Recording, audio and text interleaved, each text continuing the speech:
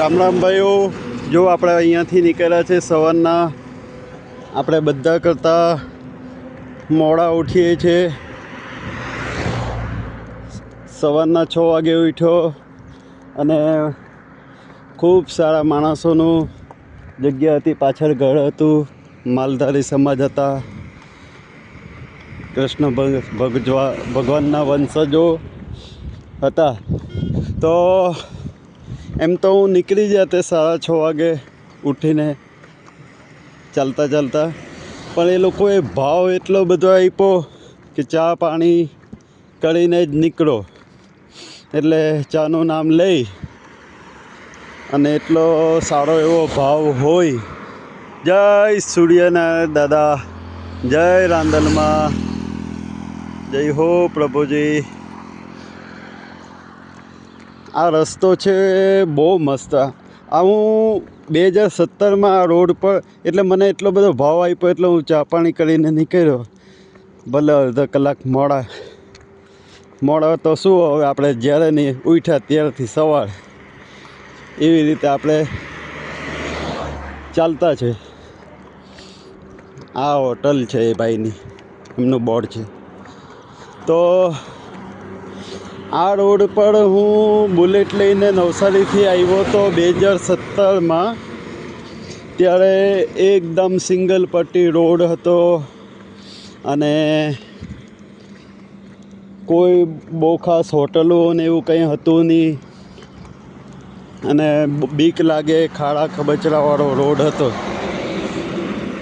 તો મારો કોઈ પક્ષ છે નહીં, હું નથી કોંગ્રેસ ભાજપ કંઈ નથી, પણ ભાજપ આપણા માટે 1-2 કારણથી આપણો પક્ષ બને, આપણા હિતનો પક્ષ બને. કે નરેન્દ્ર મોદી સાહેબે કોઈ રોડ બાકી નથી રાખ્યા. હવે આ રોડ જો, પહેલાં આપણી ત્યાં કોંગ્રેસના રાજમાં આવા હાઈવે બી નહીં હતા, નેશનલ હાઈવે. અને આ ગામડાના રસ્તા મોદી સાહેબે આવા આલીશાન ચકાચક બનાવી દીધા કે અહીંયા રાફેલ બી કદાચ ઉતારી દે. જોઈ લો આ રોડ જો. હવે આ રોડ ઉપર રાફેલ બી ઉતારવું હોય ને તો ઉતરી જાય. એટલે પહેલાંના કરતાં હવે રોડોની કન્ડિશન બહુ સારી થઈ ગઈ છે. રોડ બનવાથી 1 કિલોમીટરની અંદર 2-3 હોટલો બની ગઈ છે. આ મોરસિયા ગામ જ્યાં આપણે આજે રોકાયા હતા, આ હોટલ હતી અને પાછળ માલધારીનું હોટલ માલિકનું ઘર હતું. તો બેને મને બહુ આગ્રહ કર્યો કે ચા પીને જ જાઓ. આ લોકો કાલથી મારી પાસે કોઈ પૈસા નથી લેતા. કાઠિયાવાડ તો કાઠિયાવાડ છે, અને કાઠિયાવાડી જેવા કોઈ થાય નહીં. કાઠિયાવાડી ચાલતા માણસ પાસે બોલાવીને ચા પાણી નાસ્તો જમવાનું બધું કરાવે, પૈસા નથી લેતા. સૂવાની સુવિધા આપે, એમ કે ગાદલા ગોદડા ઓશિકા પાથરી આપું. મેં કહું ભાઈ તમે આ ખાટલો આપ્યો ને એ મને સોના જેવો લાગ્યો. બાકી પાછળના નવસારી બાજુના વિસ્તારમાં હું એ ઘણી જગ્યાએ માંગ્યા સૂવા માટે ખાટલા, તો ના પાડી દે. આગળ એક મંદિરમાં, બાપા સીતારામ મંદિરમાં, મને આપણે બાપા સીતારામ બાપાથી તો જરાક બી નારાજ નથી, પણ એના જે રખેવાળ હતા મંદિરના, એને મને ના પાડી દીધી હતી. તો એવા ઠગ માણસો બી હોઈ શકે, જેનાથી ધાર્મિક આસ્થા માણસોનું મન દુભાય. હવે સવારના ચાલવાની ખૂબ મજા આવે. ઠંડો પહોર હોય ને પક્ષીઓનો કલકલાટ હોય અને ઘણી બધી મજા આવે છે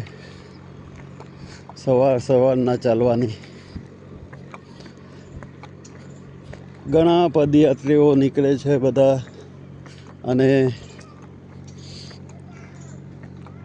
બધાને મળીને એ લોકોની સાથે વાત કરીએ કયા ગામના, અને એ બધું પૂછતા મૂકતા કંઈક નવું જાણવા મળે છે. આ બાજુ જો રોડની બાજુ આવા મસ્ત બસ સ્ટેન્ડ બનાવ્યા છે. હવે આને ફોરેન જેવા બસ સ્ટેન્ડ કહેવાય અને અમેરિકા જેવો રોડ કહેવાય. ખરેખર ભાજપ સરકારનો અને નરેન્દ્ર મોદી સાહેબનો, યોગી મહારાજનો આપણે નિસ્વાર્થ જો આપણે એમના વખાણ કરીએ, એને કામ કર્યું છે તો બને છે કે એના વખાણ આપણે કરવા જ જોઈએ. એટલે હું કરું છું, બાકી આપણો કોઈ લાભ નથી. અને હવે સવારના આ બધી ગાડીઓ ચાલુ થઈ ગઈ છે અને ખેતરની અંદર કપાસ દેખાતું થઈ ગયું છે. કપાસની ખેતી પણ આ ગાડી આવે છે ને ભરીને, એ બી કપાસ જ છે.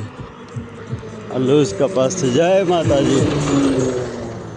જો કપાસ વીણવાનું કામ ચાલુ છે.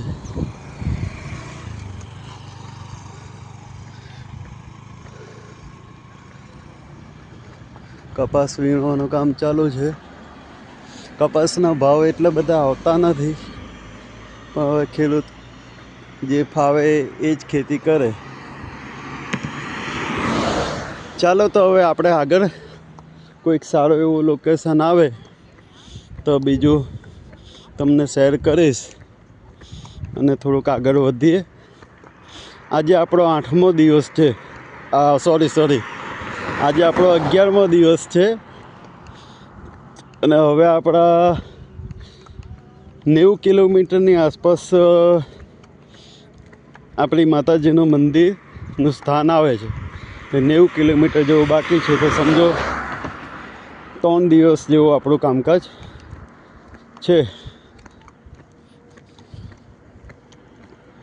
જો કપાસની ખેતરો પણ બહુ ફાઇન હોય. કપાસ એક વખત તમને બતાવી દઉં.